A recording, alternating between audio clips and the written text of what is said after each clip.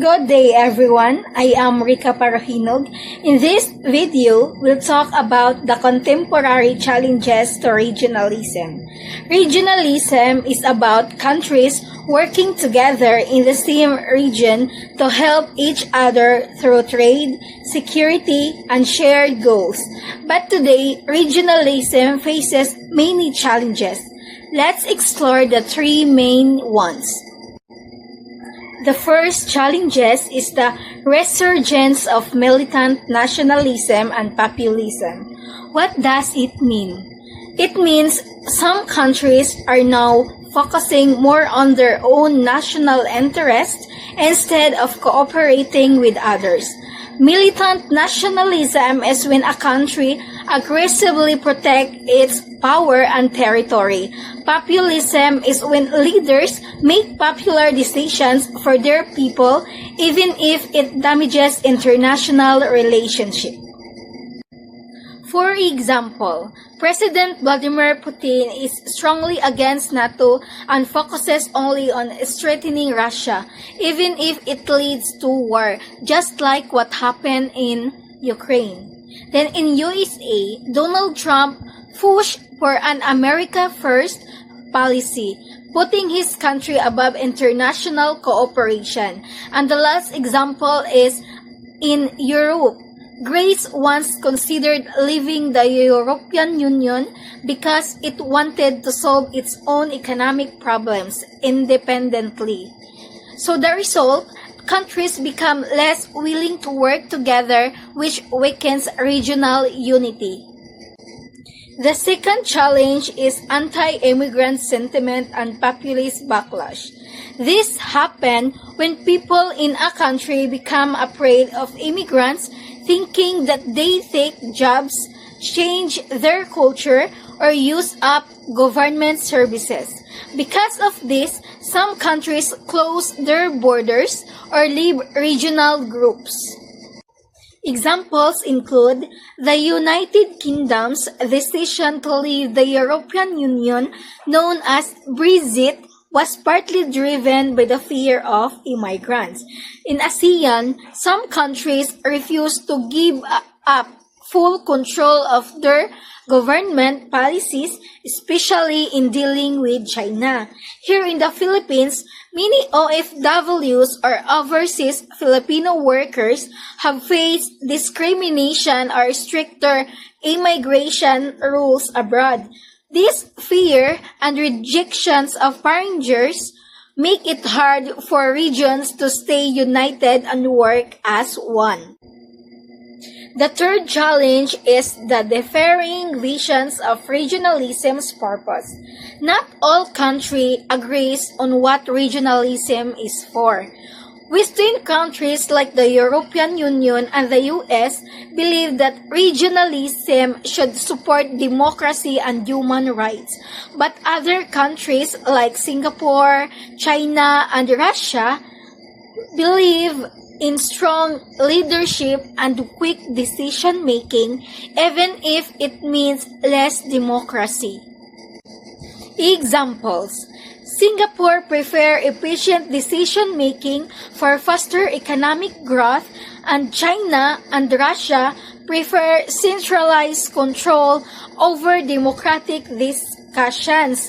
Meanwhile, the EU believes in shared values like free speech and democracy. Because of these differences, it's hard for the regions to agree and work together, making regionalisms weaker. So, to summarize, the three major challenges to regionalism today are: first, the rise of aggressive nationalism and populism. Second, the fear and rejection of immigrants. Third is disagreements on what regionalism should achieve. These challenges show us that even though regionalism aims for peace and cooperation, it's not easy because countries have different priorities, interests, and beliefs. Let's proceed to the next topic, which is the North and South divide, understanding global inequality. This is not just a matter of geography. It's about economic power, development, and inequality between nations. Let's dive into how globalization, history, and politics have created this global divide.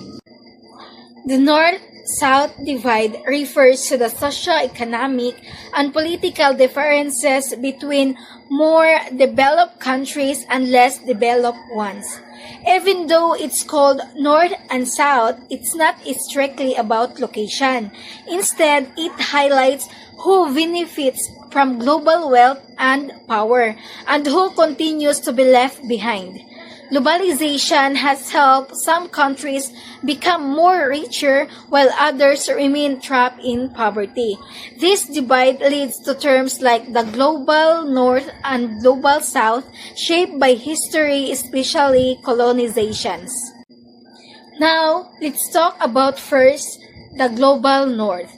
The global North includes countries like the United States, Canada, Western Europe, Australia, New Zealand, and developed part of Asia like Japan and South Korea.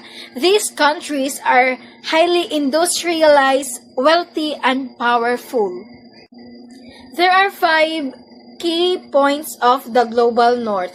First, it includes the Western world, most of the First World and Second World countries.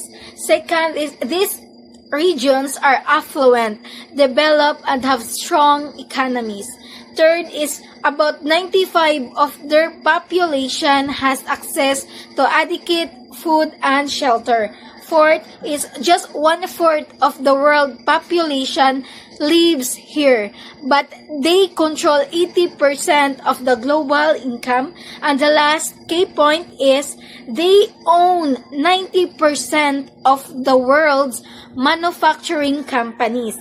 Clearly, the global North holds most of the world economic and technological power. On the other hand, we have the global South. According to Claudio, 2014, this concept is dynamic, shaped by both dominant narratives and resistant movements. It includes regions like Africa, Latin America, developing Asia, and the Middle East. There are key points of the global South. First is many countries here face limited access to modern technology. Second, there's widespread political instability in some regions. Third is economies rely mainly on exploiting raw materials like crops, oil, or minerals. Four is despite having 75% of the global population, they only access 20% of the world income. Fifth is the effect of colonialism and neo-imperialism still cause economic and social problems today. People in the global South often face inequality in health, education, and overall quality of life. In short, the global South continues to struggle under the weight of historical injustice and modern inequality. The North-South divide reminds us that the world is still deeply unequal. Understanding this divide is the first step toward global cooperation and a more equitable future for all.